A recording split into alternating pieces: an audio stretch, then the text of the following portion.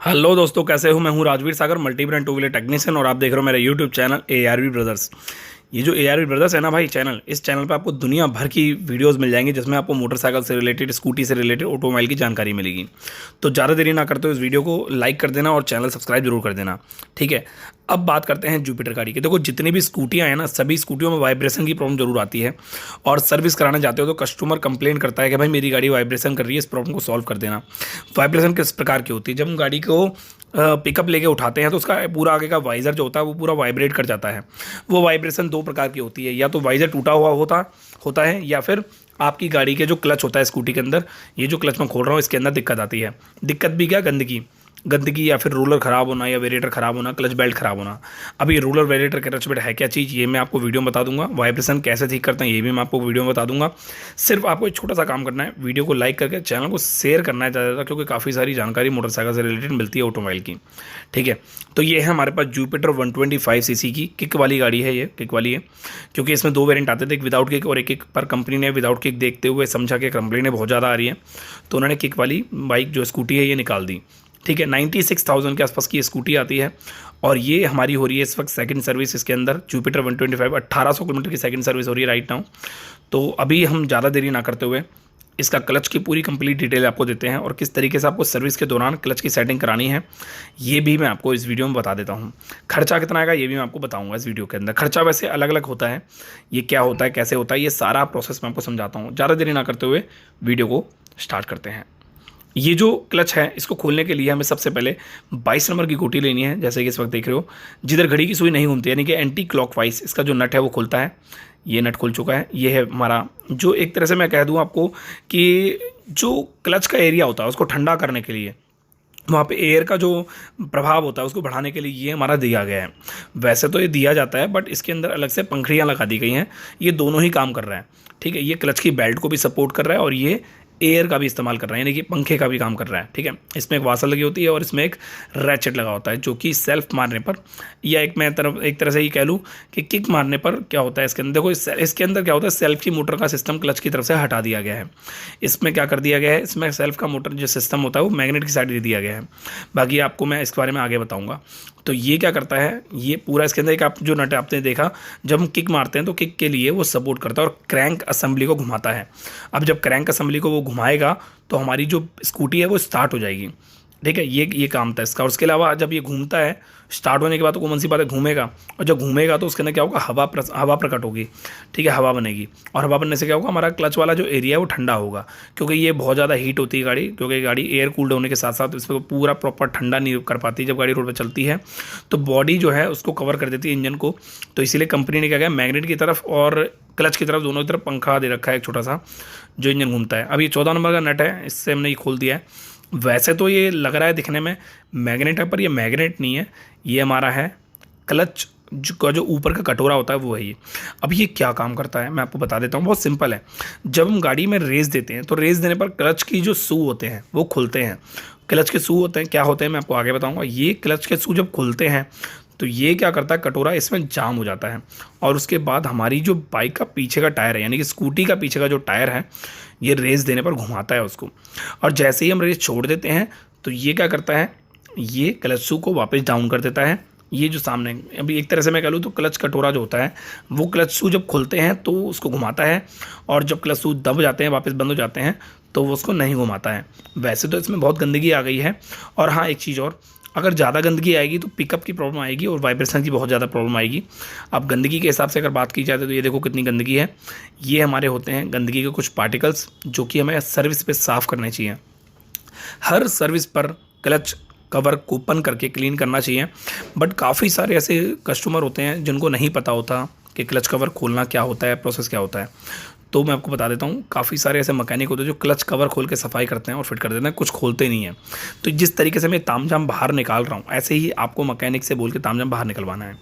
अब ये जो मैं क्लच की बेल्ट आपको दिखा रहा हूँ, ये क्लच की बेल्ट कुछ एंटॉर्क से मिल रही है। TVS की जो एंटॉर्क होती है उससे मिल रही है।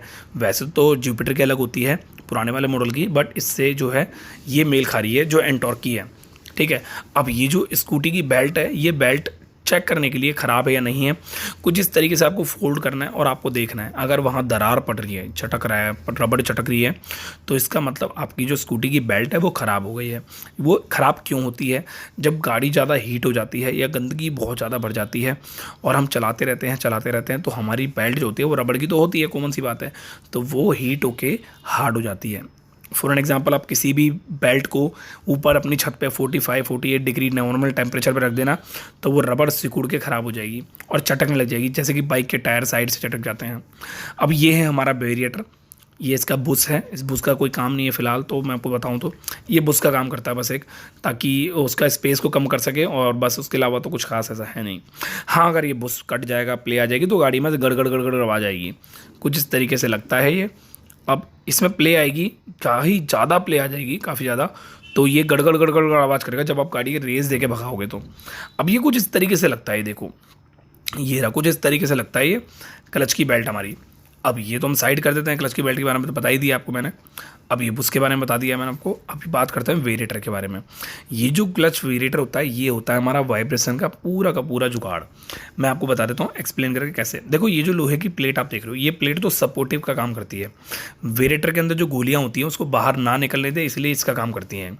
ये प्लेट जब ज़्यादा घिस जाएगी या गंदगी ज़्यादा आ जाएगी, तो वेरिएटर के अंदर गंदगी ज़्यादा होने की वजह से प्रॉपर वर्क नहीं करेगी और उसके बाद वाइब्रेशन की परेशानी आपकी बढ़ेगी। अब प्लेट का ज़्यादा योगदान नहीं होता, योगदान ज़्यादा होता है वेरिएटर का, जो एल्यूमिनियम का होता है। इसको हम साइड में रखते हैं। आपको बताता हूँ दूसरी चीज़ जो कि आपके बहुत काम आएगी। वैसे तो इस प्लेट के अंदर एक छोटे छोटे 3 रबड़े आपको दिखाई दे रही होंगी, वो तीनों ही रबड़े कटनी नहीं चाहिए। अगर कट गई तो उसमें प्ले आएगी और उसके बाद भी वाइब्रेशन बढ़ सकती है। अब बात करते हैं ये वेरिएटर की। ये जो वेरिएटर आप देख रहे हो, इस वेरिएटर में 6 गोली आपको दिख रही होंगी, 3 और 3 6। ये जो गोली है इसको बोलते हैं रोलर। वेरिएटर के अंदर रोलर, ये रोलर क्या करते हैं, जब हम गाड़ी को भगाते हैं तो एक तरह से ये वाइब्रेशन को कंट्रोल करते हैं और आपको स्मूथ पिकअप देते हैं। ये मैं आपको देसी भाषा में समझा रहा हूँ। अगर आपको मैं इंग्लिश में या कोई पढ़ाई लिखाई के मामले से समझाऊँ तो आपको पल्ले नहीं पड़ेगा, तो मैं आपको सिंपल भाषा में समझा देता हूँ। वेरिएटर के अंदर जो रोलर लगे होते हैं, अगर वो रोलर कट गए, अगर वो कट गए तो कटने के बाद आपकी गाड़ी में वाइब्रेशन की प्रॉब्लम, पिकअप की प्रॉब्लम बहुत ज़्यादा आएगी और क्लच की तरफ से, यानी कि इंजन के पास से आपकी गाड़ी में जहाँ किक लगी होती है वहाँ से गड़गड़ गड़गड़ गड़गड़ गड़गड़ आवाज़ आएगी। और ये कटता कैसे है? ये कटता है इस साइड से। ये जो चिकनापन देख रहे हो आप, ये गड्ढा पड़ जाएगा, बेल्टों के निशान आ जाते हैं। बेल्ट के निशान जब आते हैं जब बेल्ट कटी होती है या हार्ड होती है या काफ़ी ज़्यादा लोकल डलवा लेते हैं बंदे। अब ये रूलर कैसे पता लगेंगे आपको कटे हैं नहीं कटे हैं? देखो मैं आपको बताता हूँ। ये जो रूलर हैं ये सिंपल वे में गोल गोल होते हैं और बहुत चिकने होते हैं, कहीं से कोई कटिंग का निशान नहीं होता है।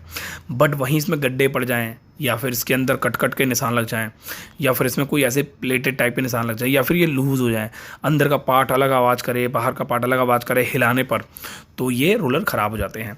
वैसे तो अलग अलग बाइकों के अलग अलग स्कूटियों के अलग अलग प्राइस होते हैं रूलर के, बट मैं आपको बताऊं तो 350, 300, 350 रुपये के आसपास के रूलर बंदे आराम से मिल जाते हैं, जहां तक मुझे लगता है। आइडिया ये प्राइस एक आइडिया है, एग्जैक्टली नहीं है। ज़्यादातर गाड़ियों में, ज़्यादातर जो स्कूटियाँ होती है उसके अंदर 6 रोलर ही लगते हैं, जहाँ तक मुझे लगता है। बाकी अलग अलग स्कूटी पर डिपेंड करता है। अब ये जो हमारा क्लच कवर है, इसको खोलने के बाद, क्लच के कंप्लीट पुर्जे निकालने के बाद, यहाँ पर बहुत ज़्यादा गंदगी जम गई है, क्योंकि ये बंद होता है और यहाँ से गंदगी का बाहर जाना पॉसिबल ही नहीं है। हाँ, इसके अंदर गंदगी आ जाती है क्योंकि इसके अंदर बहुत सारे पार्ट्स जो हैं वो चलते हैं, मूव होते हैं। अब ये जो शाफ्ट है, ये वाली शाफ्ट है हमारी गियर बॉक्स की शाफ्ट, और आगे वाली जो शाफ्ट है वो है हमारी क्रैंक की शाफ्ट। अब क्रैंक की शाफ्ट तो साइड से प्ले नहीं आती क्योंकि क्रैंक की शाफ्ट तो बहुत जल्दी ख़राब नहीं होती है, बट जो केवल ये जो शाफ्ट आप देख रहे हो जिससे व्हील अटैच हो, जैसे व्हील घूम रहा है, इसमें एक सिंगल बैरिंग लगा होता है, काफ़ी ज़्यादा इतना बड़ा नहीं होता जितना बड़ा इस वाली शाफ्ट में होता है। तो इस बैरिंग के कटने की वजह से भी आपकी गाड़ी में वाइब्रेशन की, पिकअप की प्रॉब्लम आती है, लोड लेने की प्रॉब्लम आती है। तो कभी भी इसको चेक करने के लिए इसको ऊपर नीचे हिला के देख लें। अगर आपको लगता है हिल रहा है बहुत ज़्यादा तो आप इसकी बैरिंग को चेंज कर दें। इसके बैरिंग को चेंज करने के लिए ज़्यादा कुछ नहीं है, आपको टायर बाहर निकालना पड़ेगा और गियर बॉक्स का जो हिस्सा है वो निकालना पड़ेगा, और ये जो शाफ्ट वाली आप प्लेट देख रहे हो इसके अंदर, ये निकालनी पड़ेगी। अब बात करते हैं प्राइस की। देखो यार, प्राइस का तो बहुत ज़्यादा बड़ा फंडा है, क्योंकि हर अलग अलग प्राइवेट सर्विस सेंटर के हर अलग अलग प्राइस होते हैं और काम करने का तरीका अलग अलग होता है। अगर मैं आपको सिंपल में एक उदाहरण दूँ तो कोई आपसे लेगा 300 रुपये इसको खोल के क्लीनिंग करने के, कोई आपसे लेगा 250 रुपये, और कोई आपसे लेगा ही नहीं, वो अपनी सर्विस के अंदर ही इंक्लूड कर देगा।